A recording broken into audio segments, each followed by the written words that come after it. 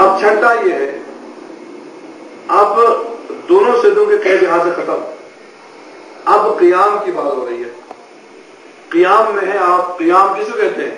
قیام اس کو کہتے ہیں کہ جس حالت میں آپ الحمد اور سورہ پڑھتے ہیں، کھڑے رہ کے الحمد اور سورہ پڑھنے کی اس حالت کو قیام کہتے ہیں۔ اب آپ کھڑے ہیں، قیام کی حالت میں ہیں، الحمد سورہ پڑھ رہے ہیں، آپ کو شک ہوتا ہے کہ میری یہ چوتھی ہے یا پانچویں ہے، چوتھی رکعت ہے یا پانچویں رکعت ہے، فوراً بیٹھ جائیں، بیٹھ کے اسی کو چوتھی سمجھ لیں، چوتھی سمجھ کے نماز کو مکمل کر لیں، تشہد پڑھ کے سلام پڑھ کے مکمل کر لیں، اور اس کے بعد ایک رکعت نماز احتیاط پڑھیں، کھڑے ہو کے پڑھے تو ایک، بیٹھ کے پڑھے تو دو۔ یہ کتنی صورتیں ہو گئی؟ 6۔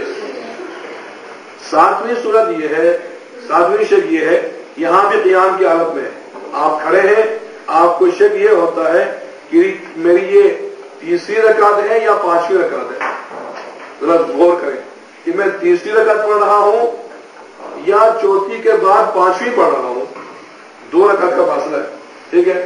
تو آپ کو کیا کرنا چاہیے؟ فوراً بیٹھ جائیں، اسی حالت میں جو کچھ پڑھ رہا ہے اس کو چھوڑ دیں، بیٹھ جائیں، بیٹھ کے 4 سمجھ لیں، اس کو تشہد پڑھ لیں، سلام پڑھ کے اس کو مکمل کر لیں، اور اس کے بعد 2 رکعت نماز احتیاط پڑھے کھڑے ہو گئے، ٹھیک ہے؟ 2 رکعت نماز احتیاط پڑھیں گے تو کمی زیادتی پوری ہو جائے گی۔ یہ 7۔ اچھا جی، 8واں پھر قیام کی حالت میں آپ کھڑے ہیں، الحمد یا سورہ پڑھ رہے ہیں، آپ کو شک یہ ہوتا ہے کہ میری یہ رکعت تیسری ہے، چوتھی ہے یا پانچویں ہے، 3 شک ہے، تیسری ہے، چوتھی ہے، پانچویں ہے۔ قیام کی حالت آپ کو شک ہوا تو آپ کو چاہیے کہ اس کو چوتھی سمجھ لیں، فوراً بیٹھ جائیں، تشہد پڑھ کے نماز کو مکمل کر لیں، اس کے بعد یہاں پہ 2 نماز احتیاط ہے، ایک آپ 2 رکعت نماز احتیاط پڑھیں گے اور ایک رکعت نماز احتیاط ہے۔ اب وہ 1 رکعت نماز احتیاط کھڑے ہو کے پڑھیں گے 1، بیٹھ کے پڑھیں گے 2، ٹھیک ہے؟ تو یہ 8 ہو گئے۔ اب ہے 9واں شک، قیام کی حالت میں ہے، الحمد یا سورہ آپ پڑھ رہے ہیں یا پڑھنا چاہتے ہیں، آپ کو شک ہوا میری یہ رکعت 5ویں رکعت ہے یا 6ٹھی رکعت ہے، یعنی اب 4 مکمل کر کے میں 5ویں زیادہ پڑھ رہا ہوں یا زیادہ 5ویں پڑھ کے میں 6ٹھی بھی پڑھ رہا ہوں، یہ اس کو شک ہوتا ہے۔ قیام کی حالت میں اس کو چاہیے کہ فوراً بیٹھ جائیں، چوتھی سمجھ کے نماز کو ختم کر لیں اور بعد میں 2 سجدے سہو بجا لیں، ٹھیک ہے؟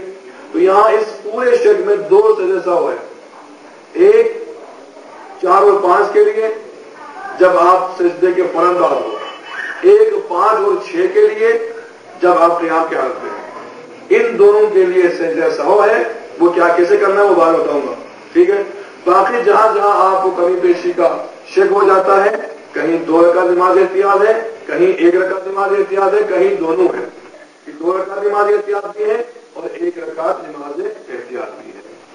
تو یہ ہے وہ شک جن کی وجہ سے نماز صحیح ہے، اور شک کے احکامات پر ہمیں عمل کرنا پڑتا ہے۔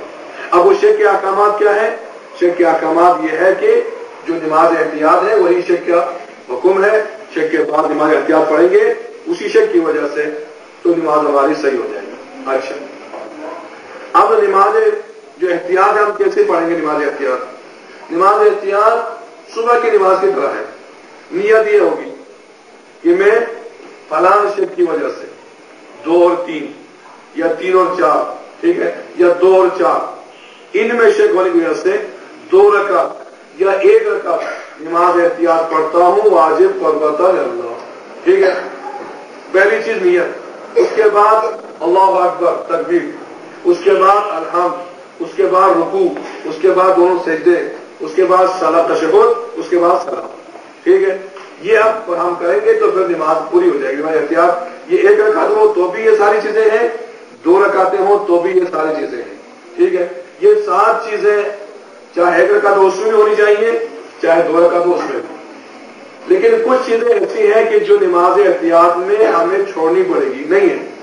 نمبر 1، نماز احتیاط میں سورہ نہیں پڑھیں گے، صرف الحمد پڑھیں گے، ٹھیک ہے؟ نماز احتیاط میں سورہ قل اللہ کوئی سورہ نہیں پڑھیں گے، الحمد ختم، نمبر 1۔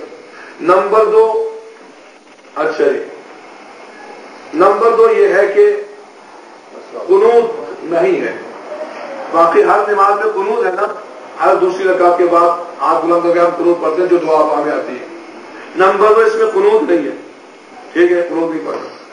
नंबर 3 इसको बिल्कुल आहिस्ता पढ़ना है, बुलंद आवाज से ऊंची आवाज नहीं पढ़ना। नंबर 4 नियत को भी जबान पे नहीं लाना। बाकी फजर की, जोहर की कोई भी नमाज आप अगर नियत जबान पे लाए, मसलन मय्यत की नमाज है, आप जबान पे नियत लाए कि जोहर की नमाज पढ़ता हूँ वाजिब, इस मय्यत की नमाज जनाजा पढ़ता हूँ वाजिब, जबान पे लाए तो ला सकते हैं, नमाज सही है, लेकिन नमाज एहतियात की नियत जबान पे नहीं लाना, दिल में तो इरादा ही काफी, ठीक है। ये 4।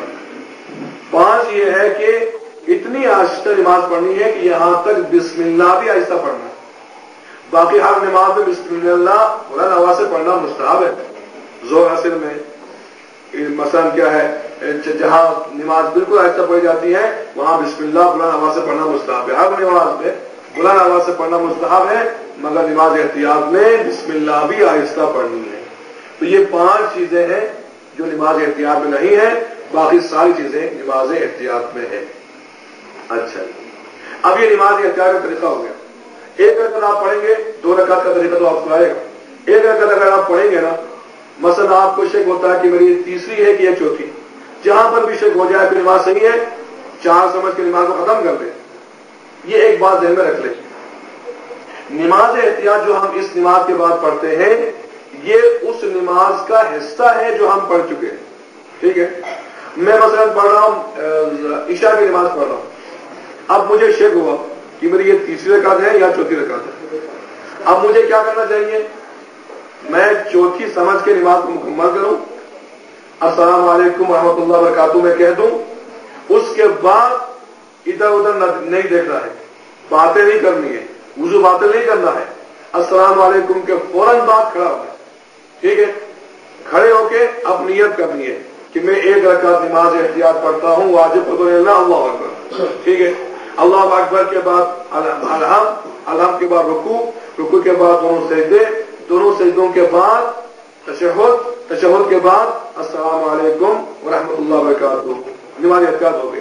अगर कोई नमाज वाजिब और नमाज एहतियात के दरमियान फासला डाले या इधर उधर देखे, बातें करे, तो ना वो नमाज एहतियात पढ़ सकता है और जो नमाज पढ़ी गई है वो भी बातें करे। मेरी बात समझ रहे आप? नमाज एहतियात इधर थोड़ा सा समझने की बात है।